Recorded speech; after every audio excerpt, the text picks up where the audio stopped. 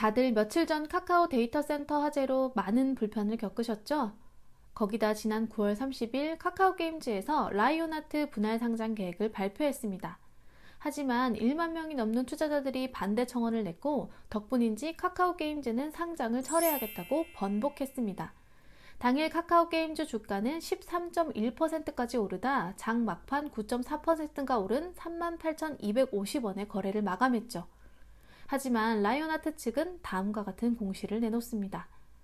추후 상장 일정이 재확정되면 증권 신고서를 통해 세부 사항을 안내할 계획이다.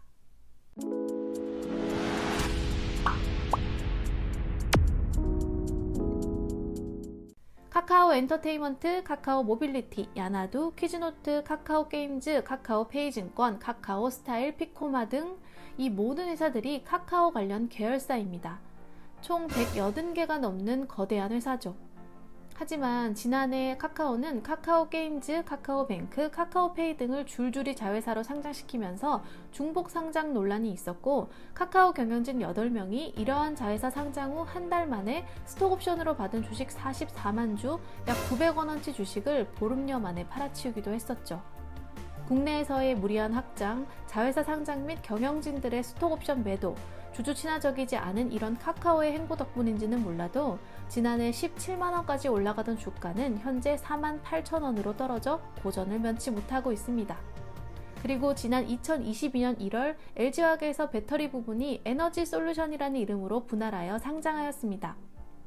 70만원대의 주가는 한때 40만원대로 곤두박질 칩니다. 당시 LG화학의 배터리에 투자를 한 많은 소액주주들은 어떤 기분이었을까요? 과장된 상상이긴 하지만 삼성전자 역시 반도체 부분이 분할하여 상장해버릴지 그 또한 장담할 수는 없지 않을까요? 조금은 아쉽고 또 속상합니다. 그래서 오늘은 책이 아닌 평소 제가 느꼈던 미국 주식시장에 대해 이야기해보고자 합니다. 미국 기업의 주주 문화는 50년 역사의 우리나라 주식시장보다 조금은 더 길고 성숙된 150년의 역사를 가졌죠. 오늘의 이야기는 내가 미국 주식에 투자하는 이유입니다. 전망을 보지 말고 원칙을 보라. 첫째, 한국 기업의 승계 구조 및 기업 실적 조작. 미국에서 시총 1위에서 5위까지의 기업을 보면 애플의 팀 쿡, 마이크로소프트의 사티아 나델라, 구글의 순다르 피차이, 아마존의 앤디 제시, 워런 버핏의 버크셔 해서웨이가 자리하고 있습니다. 이들 기업 중 창업자의 아들이나 손자 혹은 친인척이 회사를 운영하고 있는 기업이 있나요? 반면 한국은 가족 간 승계 위주의 기업으로 운영됩니다. 이 말은 곧 기업 승계를 위한 배당금 활용, 주가 조작, 세금 탈루 등의 많은 요소들이 관련되어 깨끗한 승계가 되기 어렵다는 말이죠. 매분기 발표되는 기업 실적 또한 마찬가지입니다. 내부자들이라는 말이 있죠. 몇몇 기업 내부자들은 기업 내 실적을 미리 알고 주식을 사고 파는 행위를 하곤 합니다.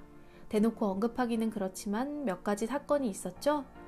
미국의 경우에는 기업 실적을 부풀리거나 축소하는 것, 혹은 이를 이용해 주가 조작을 하는 것에 대한 엄정한 대응이 있습니다. 100년 이상의 징역을 선고하기도 하죠. 주가에 대한 비리 행위는 꿈도 못 꾸는 일입니다. 둘째, 주주 친화적 기업. 앞서 말씀드린 바와 같이 미국은 개인이나 가족이 기업을 지배하고 있는 형태가 아니죠. CEO라는 전문 경영인이 회사를 경영하고 만약 제대로 경영하지 못할 경우 주주총회를 통해 잘리는 경우도 있습니다. CEO는 회사에 투자하고 있는 주주들에게 잘 보여야 하는 관계인 것이죠. 그래서 경영자는 회사에 투자하는 주주들의 눈치를 보게 됩니다. 기업의 이익을 주주들에게 배당을 하며 자사주 매입을 통해 주가를 올려 주주들에게 회사의 이익을 환원해 줍니다. 물적 분할 또한 하지 않습니다. 우리가 유튜브 회사로 알고 있는 구글은 사실 알파벳의 자회사이며 유튜브는 알파벳의 손자 회사가 되죠. 알파벳이 자회사인 구글, 유튜브를 분할하여 따로 상장시키던가요? 401k 연금제도. 우리나라에서는 부동산은 필수제, 주식은 선택제라는 말이 있죠. 하지만 미국에서는 주식 역시 필수제입니다. 미국인들은 좋던 싫던 자신의 급여 일부분을 주식에 반강제적으로 투자를 해야 합니다. 401k 연금제도를 통해 말입니다. 또한 개인이 주식을 단타로 사고 팔 경우에는 세금도 내야 합니다. 이 말은 미국이라는 나라가 주식시장을 보증하고 있다는 말이 되죠. 그래서 미국인들은 자연스럽게 주식시장에 장기 투자하는 문화가 형성되어 있고 투자된 돈은 자연스럽게 기업의 발전에 기여하게 됩니다. 이것은 꾸준하고 풍부한 자금력으로 미국 주식이 우상향할 수밖에 없는 이유이기도 하죠. 넷째, 기축통화인 달러, 세계 최고 기업들의 집합소. 지금 미국 연준에서 금리를 무지하게 올리고 있습니다. 이런 상황에서 미국이 누구 눈치를 보나요? 오히려 우리나라가 금리를 따라가기에 바쁩니다. 외국인들로부터 국내 주식시장을 지키기 위해서죠. 현재 세계 패권국인 미국에게 어려운 것이 있을까요? 배가 아프지만 미국은 기축통화인 달러를 통해 언제든지 자신들에게 유리한 방향으로 바꿀 수 있는 힘이 있습니다.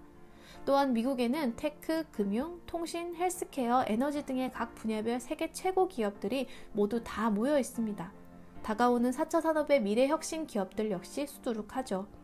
안타깝지만 우리나라의 삼성전자, 카카오, 네이버가 비교가 될까요? 전망을 보지 말고 원칙을 보라. 생각하기에 따라 다릅니다. 전망은 무엇이고 원칙은 또 무엇일까요?